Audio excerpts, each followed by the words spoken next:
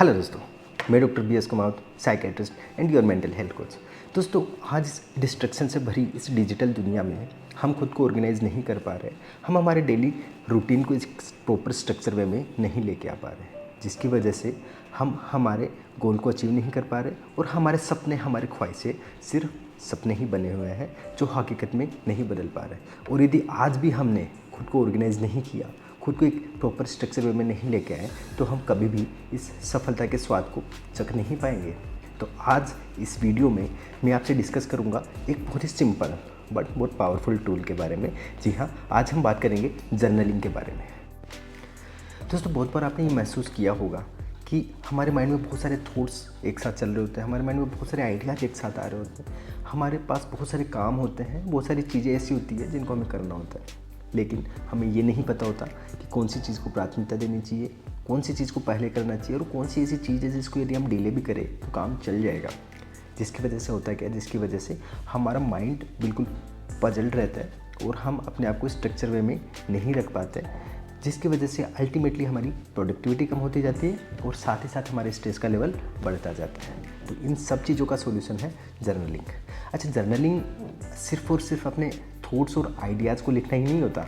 Journaling में हम हमारे गोल्स लिखते हैं, हमारे थॉट्स और आइडियाज़ को लिखते ही लिखते हैं, साथ ही साथ हम सेल्फ रिफ्लेक्शन की एक्टिविटी भी करते हैं। इफेक्टिव जर्नलिंग करने के लिए हमें क्या करना होगा?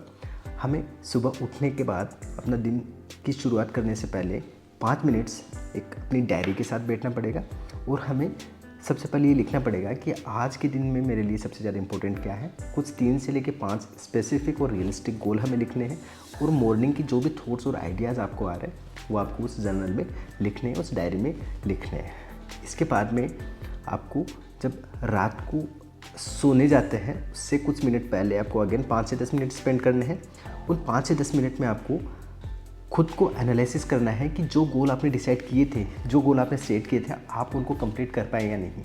यदि आप उनको कंप्लीट कर पाए तो खुद को शाबाशी दीजिए, और यदि उनको कंप्लीट नहीं कर पाए तो आप फाइंड आउट कीजिए, ये जानने की कोशिश कीजिए कि उनको कंप्लीट क्यों नहीं कर पाए और कल यानी आने वाले कल में मैं और क्या खुद में इम्प्रूव करूँ कि मैं कोई भी गोल, यदि कोई भी टास्क यदि सेट करूँ तो उसको कंप्लीट कर पाऊँ अच्छे से।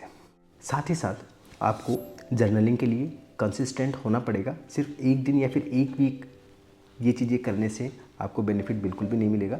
आपको थ्रू आउट द लाइफ ये आपको अपने पूरे जीवन भर ये काम करना पड़ेगा।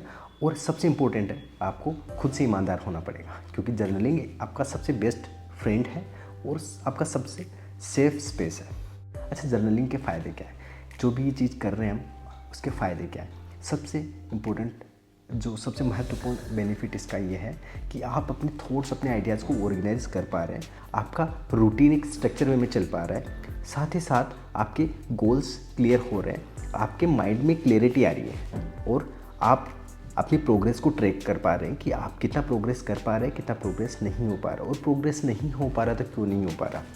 तो दोस्तों, ये जर्नलिंग जो सिंपल, दिखने में सिंपल है, सुनने में सिंपल है, लेकिन इसको जब करोगे तो हो सकता है शुरू में कुछ मुश्किलें आएगी, लेकिन जब आप इसको अपनी आदत बना लोगे उसके बाद में देखिए कैसे ये छोटी सी चीज़ आपकी लाइफ को कम्प्लीटली ट्रांसफॉर्म कर देगी, आपकी लाइफ को काफ़ी हद तक बदल देगी, आपकी प्रोडक्टिविटी को कई गुना बढ़ा देगी और आपके स्ट्रेस को कई गुना कम कर देगी।